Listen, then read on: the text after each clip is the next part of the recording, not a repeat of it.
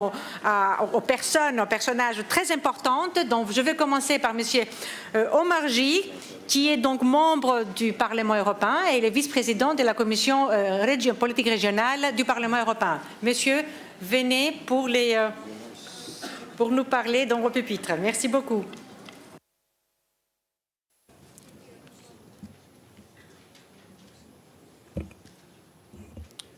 Madame la commissaire, chère Corina Cretu,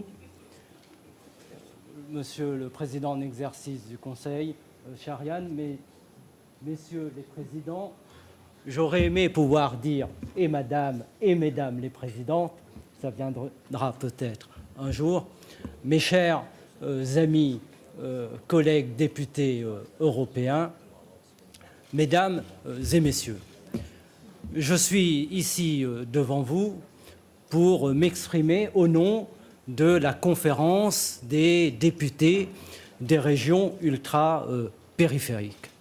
Et rassurez-vous, je ne vais pas faire un long discours, mais nous souhaitons aller à l'essentiel et délivrer un message, évidemment, dans la franchise toujours qui préside à nos relations, sans chercher à plaire ni aux uns ni aux autres,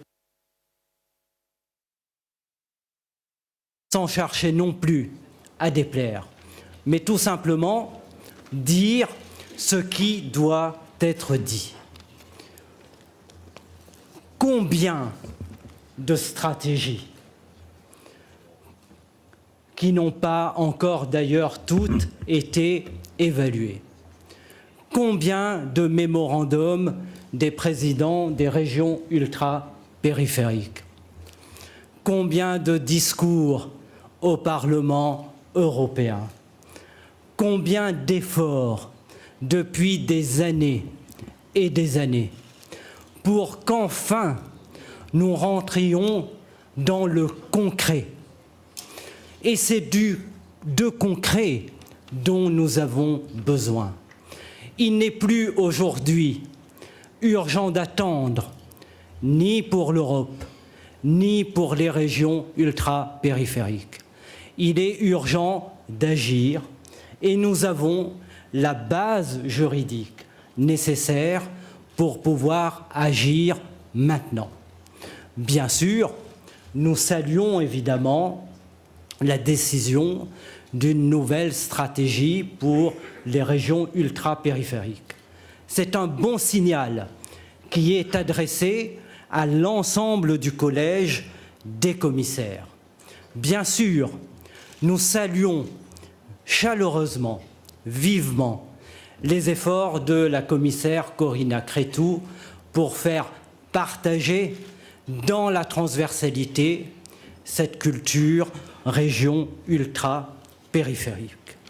Mais je ne crois pas que l'empilement des stratégies, l'empilement des communications, l'empilement des déclarations, au fond, de bonnes intentions, viendront effacer la violence d'un certain nombre de décisions qui, dans les mois ou les années qui précèdent de ce forum, ont gravement fragilisé les économies et les emplois dans les régions ultra-périphériques.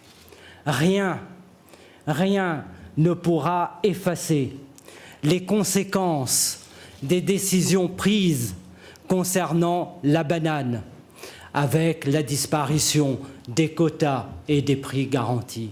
Rien ne pourra effacer la violence des conséquences et les difficultés nouvelles qui surgissent avec la disparition des quotas et des prix pour la canne à sucre et pour le sucre en général. Rien non plus ne pourra effacer les conséquences que nous subissons, nous, dans nos régions, des accords de pêche qui sont passés entre l'Union européenne et les pays tiers. Si je vous dis cela, C'est parce que le problème qui me semble être le problème essentiel, la question fondamentale, c'est la mise en cohérence des politiques communautaires. Nous sommes ici au forum des RUP. Il n'y a ici que des militants des RUP. Il n'y a ici que des amis des RUP.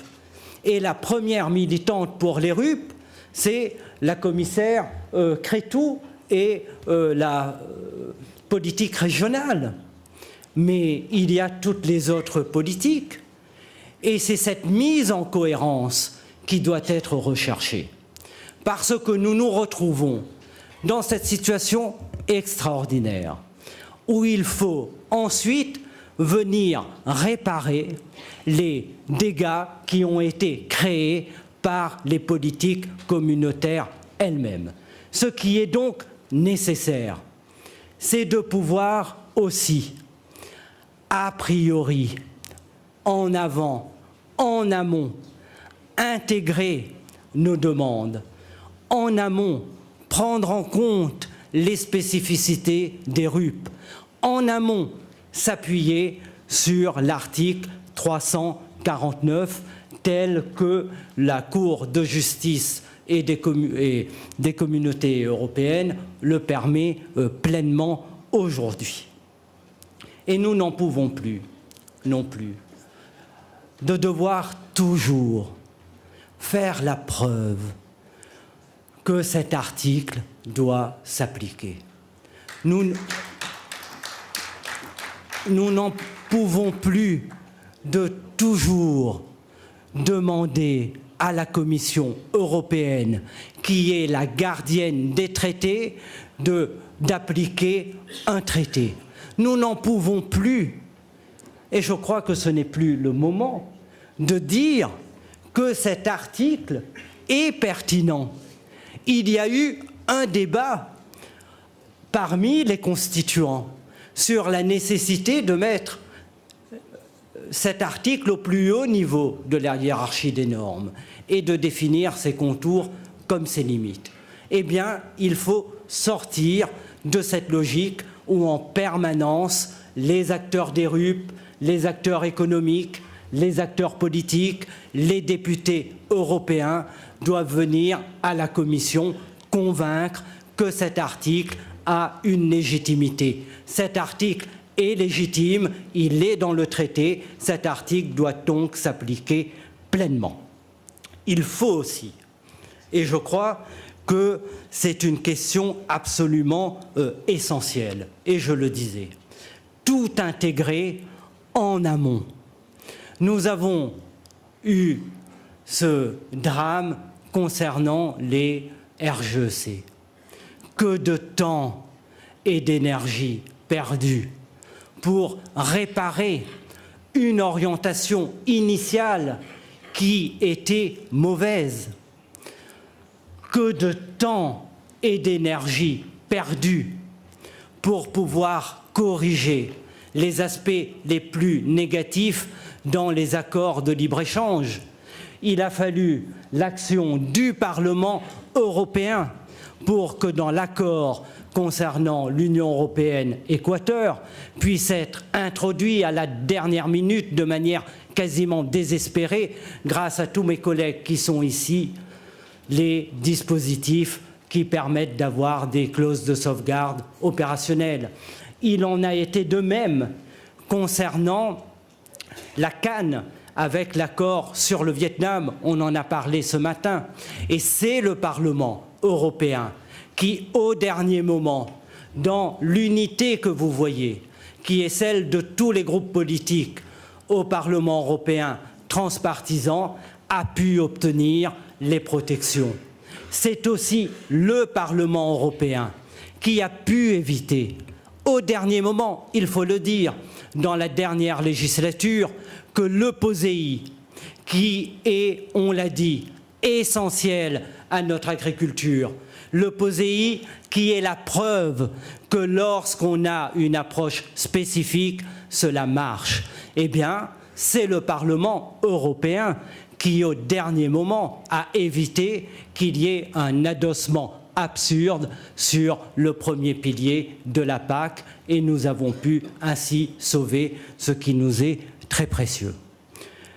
Alors, il faut aujourd'hui sans doute consolider les stratégies, parce que nous sommes dans un monde nouveau, avec des enjeux nouveaux, et il faut pouvoir atteindre de nouvelles frontières, percevoir de nouveaux horizons en termes de développement. On en a parlé, c'est dans nos régions que se concentre l'ensemble des défis planétaires, la biodiversité, la croissance bleue, et je crois qu'il sera possible pour nos îles et aussi la Guyane, et les Français comprendront qu'il est bon de le préciser, pour nos îles et pour la Guyane, une sortie par le haut est possible. Si nous apprenons à regarder notre biodiversité, si nous apprenons à regarder ce qui nous entoure, nos océans, et la nouvelle économie pour les régions ultra-périphériques sera une économie, j'en suis convaincu, verte comme notre biodiversité et bleue comme nos océans. C'est cela le nouvel horizon de développement. Mais entre-temps, il faut répondre à l'urgence des situations. La situation en Guyane le révèle de manière éclatante. Il faut répondre aujourd'hui, maintenant, parce que nous n'avons plus de temps à perdre. Merci.